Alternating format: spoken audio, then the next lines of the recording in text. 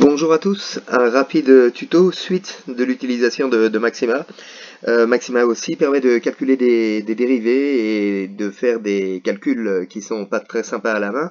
Alors illustration avec une fonction du DM qui est la fonction racine de 2 moins ln de x. Pour ça on commence par définir la fonction, donc on écrit f de x, 2 points égales.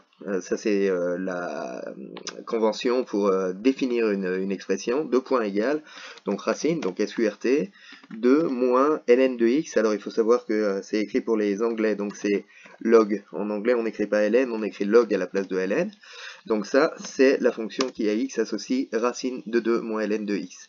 Si on veut calculer la dérivée de cette fonction, on utilise une commande qui s'appelle diff, pour different, enfin bon bref, dérivée, f de x, virgule x, et ceci calcule donc la dérivée de la fonction.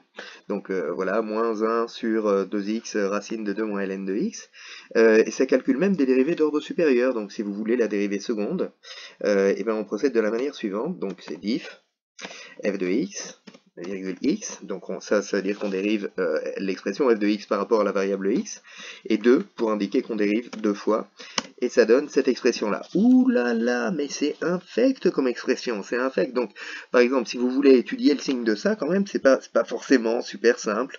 Donc, on peut lui demander de faire les simplifications à notre place, de faire la mise au même dénominateur à notre place. Et pour ça, il y a une commande standard et générique qui permet de simplifier les expressions infect comme ça, qui s'appelle ratcan. Alors, ne me demandez pas pourquoi, c'est pour simplification radicale ou un truc comme ça, ou peu importe. C'est le joker, c'est les jokers.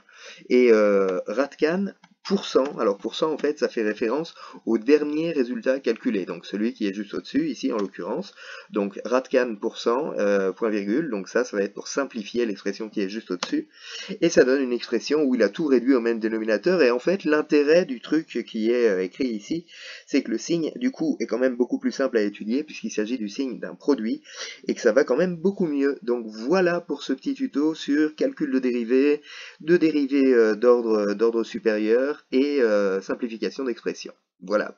Bonne suite de journée, à bientôt.